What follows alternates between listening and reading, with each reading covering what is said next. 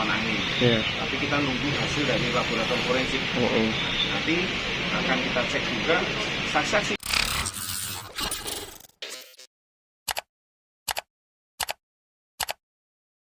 Jenderal, saya Kadri dari Tribun Timur, Jenderal. Ini kan terkait beberapa kasus yang viral kemarin soal penembakan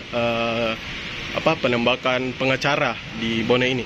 Kan kemarin sudah disita, informasinya disita terkait senjata senapan ini. Apakah ini kira-kira tersangka ini merupakan seorang pelaku yang ahli dalam menggunakan senjata, Jenderal? Ya, ini jadi proses ini masih proses penyidikan. Penyelidikan karena untuk menemukan tersangkanya. Itu yang jelas dari hasil lapor dia ditembak dari jarak 15 meter. Itu mengenai di bawah mata wajah dan masuk ke jaringan otak. Nah, jadi kita tidak belum bisa pastikan peluru itu peluru senjata api ataukah senapan angin. Tapi kita nunggu hasil dari laboratorium forensik.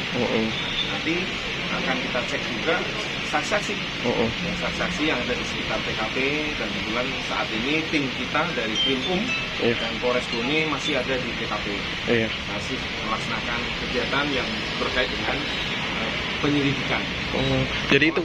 Jadi untuk para tersangka ini belum bisa dipastikan dia. Belum dipastikan, tapi mudah-mudahan ya, doanya bisa tertangkap karena yang jelas pasti kan orang-orang di situ ada sekitar situ aja. Kita mikir dari semuanya kok. Kan dia seorang lawyer. Ada juga mungkin kasus-kasus yang sedang ditangani ya akan kita periksa semua. Izin lagi, Jenderal. Download Tribun X sekarang, menghadirkan lokal menjadi Indonesia.